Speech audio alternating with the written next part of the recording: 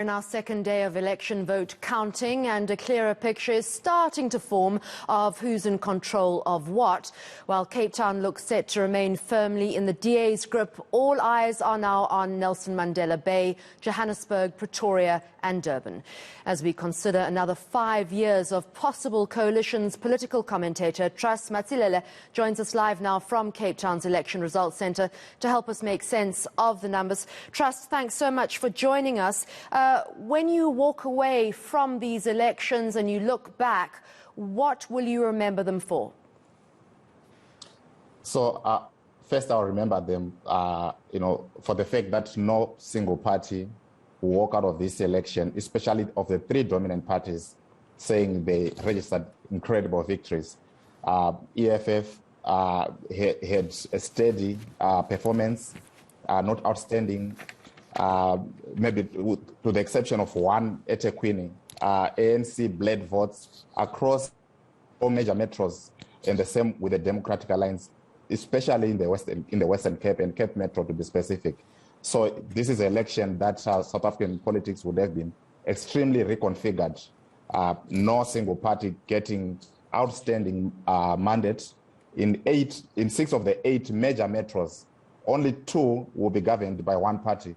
Every other metro will be governed by a coalition. So I think that was going to be the big takeaway out of this election.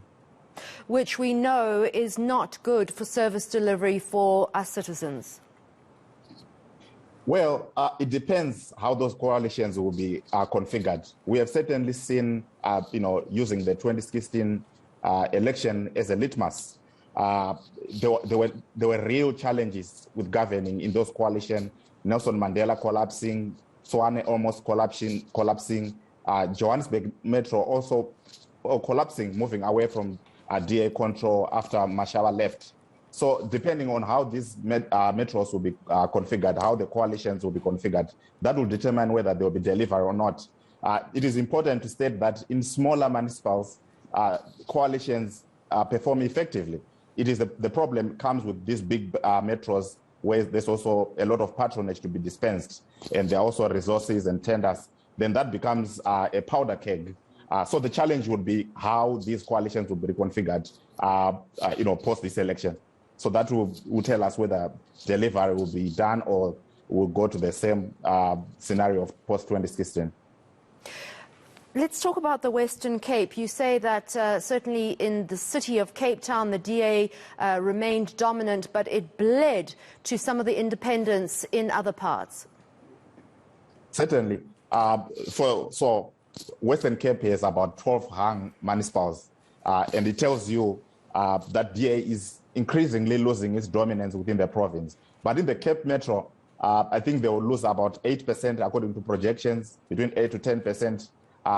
So we have probably around 55 to 58%.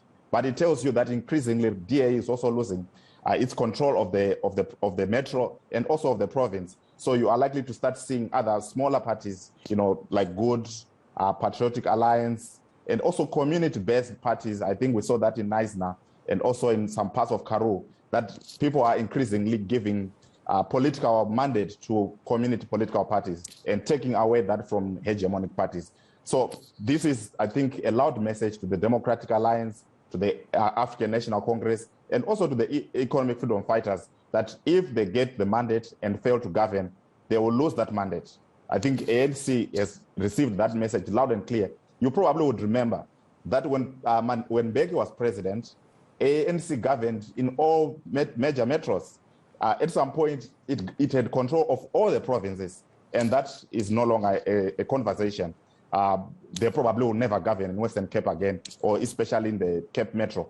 So I think the message is that increasingly people are looking for parties that will deliver services and not just supporting parties because of ideological position.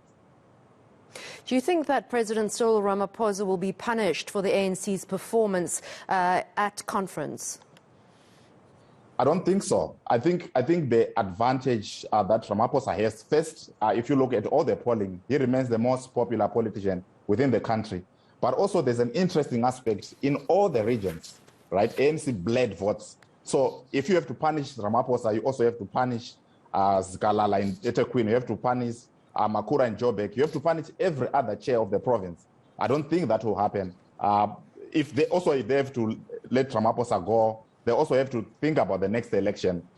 You know to have a believable candidate who is also corruption-free and also who has good perception from the voters. So I don't necessarily believe that Ramaphosa will be punished. I think this probably might strengthen his hand. These voters punish the ANC, I think, first because of corruption. Also, it could be how the ANC responded, the ANC-led government, how it responded post the insurrection of July, especially going door to door and trying to get these resources that have been stolen from these warehouses. I think it was the aftermath, the response following that insurrection that could have triggered this bleeding of votes.